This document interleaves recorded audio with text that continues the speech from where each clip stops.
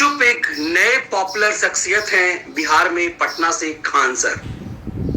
और उस लड़के ने कायदे से ये कह सकते हैं कि इतनी कम उम्र में यूट्यूब के माध्यम से जो लोकप्रियता हासिल की है। वैसे यूट्यूब पे ज्यादातर जो बहुत लोकप्रिय हैं, बहुत जो इनके फॉलोअर्स हैं, वो ज्यादातर इसी ढंग के कम उम्र के रहे, कुछ उचक्के टाइप के लड़के रहे हैं, जिसका जो सबसे ज्यादा पॉपुलर हुए।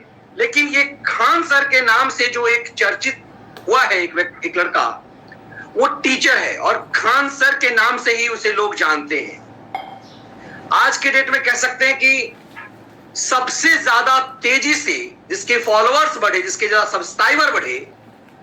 मैं एक दिन जब पहली बार उस लड़के को देखा तो सचमुच उसके पढ़ाने का स्टाइल मुझे बहुत अच्छा लगा कि वो एक नए तरीके से पढ़ा रहा है और नवीन तरीका है वो। लेकिन उसका एक वीडियो मैंने देखा जिसमें उसने कहा कि मेरा जो ये सिल्वर बटन है, ये सिल्वर बटन जो 1 लाख सब्सक्राइबर पूरे करने पर जो यूट्यूब देता है, उस सिल्वर बटन के लिए मैंने अप्लाई किया। सिल्वर बटन अभी आया नहीं कि गोल्डन बटन आ गया। आप जो मेरे पीछे देख रहे हैं सिल्वर बटन, वो सब जो यूट्यूब जो है 1 लाख सब्सक्राइबर पर देता है, इसे सिल्वर बटन कहते हैं, जो आप मेरे पीछे देखते हैं। और यही एक गोल्डन बटन होता है जब 10 लाख होता है। तो आप सोचिए, ये एक ऐसा यूट्यूबर बना जिसने 1 लाख जब इसका पहुंचा, तो जब इसे ये सिल्वर बटन मिलना था, उसके साथ साथ गोल्डन बटन भी इसका आ गया। मतलब यूट्यूब ये परेशान हो गया, ये जैसा इसने खुद कहा कि हमें सिल्वर बटन पे देगा पहले या गोल्डन बटन देगा, इसके लिए यूट्यूब खुद परेशान हो गया। अब ये 1 लाख छोड़िए, 10 लाख छोड़िए, लगभग 70 लाख फॉलोअर सब्सक्राइबर 1 साल के अंदर इस लड़के का हो गया। मतलब 1 साल के अंदर इसने 70 लाख से ज्यादा फॉलोअर्स सब्सक्राइबर पूरे हुए। और बताया जा रहा है आज के डेट में कि यूट्यूब पे जो जानकारी को लेकर के नॉलेजेबल जो व्यूज हैं, वो बड़ा टेक्निकल ढंग से ये लड़का अपने आप को ये पढ़ाता है। और खान सर, ये बड़े बुजुर्ग भी इसे खान सर ही कहते हैं। अभी तक शादी भी नहीं हुई है, लेकिन मेरे दिमाग में अक्सर इसके जो कुछ, ये एक तरह से कई बार मुझे लगा कि एक राष्ट्रवादी कलाम, कई लोग जो है, मेरे कई साथी जो है, मेरे क्लासमेट जो रहे, उसने मुझे कई बार कहा कि नया कलाम पैदा हुआ है। मैंने एक आध वीडियो देखा, मैंने कहा काम तो अच्छा करता है निश्चित रूप से, लेकिन इसके अंदर के एजेंडा की कलाम तो एक ही हो पाया। और उसके बाद तो सब हामिद अंसारी ही हुए। तो क्या एजेंडा क्या था? क्योंकि कुछ वीडियोस में मैंने मूल एजेंडे देख लिए थे। वैसे अवतरित होना, क्योंकि हिंदुस्तान में आपके लोकप्रिय होने के लिए एक बड़ा पैमाना है कि यदि आप कई बार राम का नाम ले लेते हैं, कई बार आप राष्ट्रवाद का नाम ले लेते हैं, तो मुझे लगता था कि एक ना एक दिन इसकी लोकप्रियता का खैराती गैंग इस्तेमाल करेंगे। आज खैरातियों ने इस्तेमाल कर दिया। ये रवीश पांडे को आप अक्सर देखते होंगे कि रोजगार ये दांव चलता है, इसलिए ताकि ये जो इसका जो मूल मुद्दा है उसमें ये लोग कह सके कि हाँ यार, रोजगार का मुद्दा उठा रहा है। अब सोचिए कि ये लड़का जो खान सर के नाम से लोकप्रिय, पटना में बहुत लोकप्रिय है। इसके क्लास जो है उसमें बताया जा रहा है कि कई कई हजार स्टूडेंट एक साथ होते थे। लेकिन जब लॉकडाउन हुआ तो लॉकडाउन में इसने एक नवीन प्रयोग किया और इस प्रयोग से ये पूरे दुनिया में लोकप्रिय हो गया अपने पढ़ाने के स्टाइल से। और ये हुआ कि आप इसे, मतलब इसने एक नवीन तरीके से पढ़ाना शुरू किया, लेकिन बीच बीच में कहीं ना कहीं घुसता था। लेकिन अब इस्तेमाल इसे अपनी यदि कट्टरता के रूप में यदि उजागर हो जाएगा, तो जो लोग लोकप्रिय हैं, यही सनातनी संस्कृति है कि इसे एकदम गुरु की तरह मानना शुरू कर दिया लोगों ने, एकदम बिल्कुल सरस्वती का अवतार के रूप में। लेकिन अपने एजेंडे पे आना है। अपने एजेंडे पर कैसे आना है कि खैरातियों को कैसे इस्तेमाल करना है इसे। तो जैसे हार्दिक पटेल का इस्तेमाल हुआ, हार्दिक पटेल और कन्हैया कुमार का जो मिसाइल है, खुश होने के बाद इसे कैसे उतारा गया।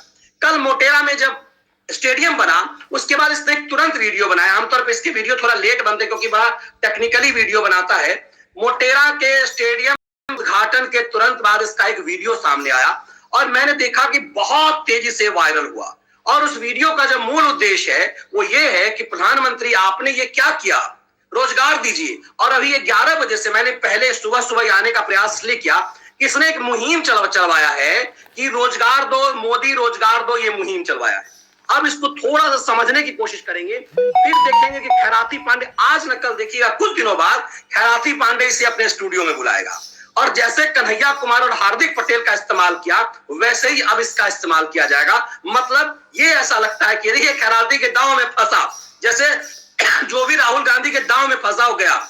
इसकी लोकप्रियता जो है एकदम पीक पे जा रही है। अब इसे भुनाने की कोशिश खैराती पांडे करेगा। कैसे खैराती के दांव में पड़ा, एक आध छोटा छोटा वीडियो जो है तो देखिए स्टूडेंट जो अपना ट्रेंड करा रहे हैं उसको ट्रेंड कराते रहेंगे लोग। मोदी रोजगार दो, मोदी जॉब दो, दोनों को कल ट्रेंड कराना है, इसको हम लोग समझते हैं। अभी जो मोटेरा स्टेडियम है उसका नाम पर बदल के सरदार पटेल रखा गया था, अब उसका नाम बदल कर नरेंद्र मोदी स्टेडियम रख दिया गया। इस पे भी चर्चा कर लेते हैं। देखिए दुनिया का सबसे बड़ा अगर सीटिंग कैपेसिटी के हिसाब से स्टेडियम देखेगा तो ये पगला जो है ना किम जोंग उत्तरी कोरिया वाला, इसकी राजधानी प्योंगयांग में दुनिया का सबसे बड़ा सीटिंग कैपेसिटी के हिसाब से मल्टी स्पोर्ट्स के लिए एक स्टेडियम बनाया गया जिसमें लगभग 1.5 लाख लोगों की बैठने की कैपेसिटी है। हालांकि ये उत्तरी कोरिया यहाँ पे बहुत बड़ा मैच का आयोजन पूरी दुनिया से तो ये कटा रहता है, लेकिन ये मल्टीपर्पज का स्टेडियम है, किसी एक खेल के लिए नहीं है। वहीं अगर बात करेंगे सरदार पटेल जो स्टेडियम था जो मोटेरा जगह पे था, जहाँ पे 24 फरवरी को 2020 कोरोना से जस्ट पहले डोनाल्ड ट्रंप आए थे और यहाँ पे नमस्ते ट्रंप वगैरह हुआ था।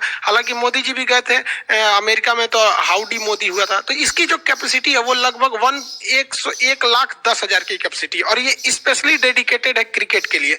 इस हिसाब से अगर आप देखेंगे तो एक सीटिंग कैपेसिटी के हिसाब से ये सेकंड आ जाता है, बट क्रिकेट के हिसाब से अगर आप देखेंगे ओनली फॉर क्रिकेट तो ये दुनिया में इसकी रैंकिंग क्रिकेट के स्टेडियम के हिसाब से टॉप पे चली जाती है। अब इसकी नाम बदल के सरदार पटेल से नरेंद्र मोदी स्टेडियम हो गया। हालांकि किसी मतलब एग्जिस्टिंग प्रधानमंत्री के द्वारा ऐसा उद्घाटन मतलब थोड़ा सा ऑकवर्ड सा लगता है। और इसमें देखिएगा हद क्या हो गया कि जब क्रिकेट में 2 पवेलियन होते हैं, मतलब एक बार इस साइड से बॉलिंग होती है और फिर दूसरी बार इधर से बॉलिंग होती है, तो बॉलिंग का जो चेंज होता है जो पवेलियन साइड होते हैं, एक का नाम रिलायंस हो गया, एक का नाम अडानी हो गया, इन दोनों लोगों के नाम पर हो गया। अब भाई इन दोनों लोग भाई बड़े बड़े उद्योगपति हैं, नो डाउट आपका देश के जीडीपी में बहुत बड़ा योगदान है, लेकिन ऐसा नहीं है कि और लोगों का योगदान नहीं है। इन दोनों छोर का नाम रिलायंस और अडानी से ज्यादा बेहतर रहता अगर टाटा और अजीम प्रेम जी के नाम पे कर देते। ये लोग भी इंडिया के टॉप इंडस्ट्रियल हैं, इन लोग का भी जीडीपी में बहुत बड़ा योगदान है। टाटा ग्रुप अपने मोस्ट ऑफ इनकम का 60% डोनेट कर देता। आज भी टाटा मेमोरियल हॉस्पिटल इतना बड़ा कैंसर रिसर्च पर ये काम करते हैं, इनके नाम पर हो जाता तो ज्यादा बेहतर होता। विप्रो के चेयरमैन है अजीम प्रेम जी। अजीम प्रेम जी इतने बड़े दानी हैं कि ये अपने इनकम से पर डे हर दिन ये 22 करोड़ रुपए दान दे देते हैं। Watch, save, create, share, and a lot of crazy stuff. Download and share free WhatsApp status videos, funny short videos, talk to street. अब आपने देखा होगा यहाँ कि मोटेरा का जो स्टेडियम है उसकी तुलना कैसे की गई और ये क्या कहा गया कि ये जो किम जोंग है, मतलब ये कहा गया कि ये स्टेडियम बड़ा बना देने से कुछ होता नहीं है और ये तो स्टेडियम यदि बड़ा तो किम जोंग के नॉर्थ कोरिया में भी है। और उसके बाद तुलना हो रही है कि कैसे यदि ये जो इंड है अडानी इंड और रिलायंस इंड, आपको आश्चर्य लगेगा कि रिलायंस के नाम से मुझे अडानी का ध्यान नहीं है मगर ये रिलायंस शोर जो है ये बहुत पहले से है और ये नाम जो है मैं उसको कभी आपको कमेंट्स बॉक्स में उस स्टिकर भी दे दूंगा कि रिलायंस ने वर्ल्ड कप सबसे पहले बनाया। सबसे पहले भारत में जो वर्ल्ड कप हुआ वो याद है कि 1987 में जो वर्ल्ड कप हुआ था वो रिलायंस के नाम नहीं था। अब देखिए कह रहा कि एक तो पीएम मोदी की तुलना बड़ी चालाकी से किम जोंग से की और इसीलिए मैं कल आया था रात में आप लोगों को ये बताया था कि कैसे ये मिर्ची लगनी है लोगों को, कैसे ये परेशान होना है। अब आप देखेंगे कि अजीम प्रेम जी दानवीर की बात कर रहा है। अब ये कह रहा है अगला जरा से इसका एक और वीडियो जरा देख लीजिए आप।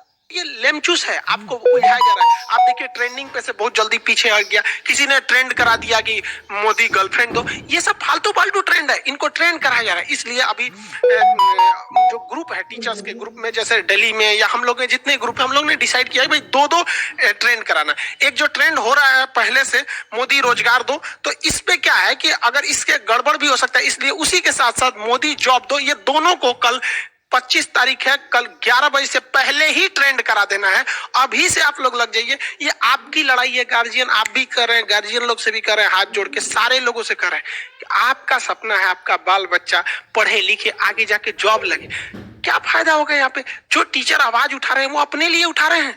जरा सोचिए स्टूडेंट लोग, आप लोग को ये अपने गार्जियन से भी, पूरे देश को आना पड़ेगा। ये देश का भविष्य ऐसे घटते जाएगा रोजगार, तो फिर आगे किस मुंह से कहेंगे भारत विश्व गुरु बनेगा? मोदी जी देखिए, हाथ जोड़ के आपसे विनती कर रहे हैं, आप अपना मन की बात बोल देते हैं। यहाँ टीचर, गार्जियन, स्टूडेंट अपनी मन की बात कहाँ बोलेगा? हम लोग किसको बोले? अजब हाल है, समझते भी नहीं इन लोग को। हम यार सबको कहते भाई, जो भी सिस्टम में बैठे उन सबको कहते हैं मत छेड़ो इन युवाओं को, इनसे लड़ना बड़ा मुश्किल होगा। ये ऐसा इतिहास लिख देंगे जिसे पढ़ना बड़ा मुश्किल होगा। और मोदी जी याद रखिएगा, इतिहास आपके समय मत लिख दिया जाए यहाँ पर।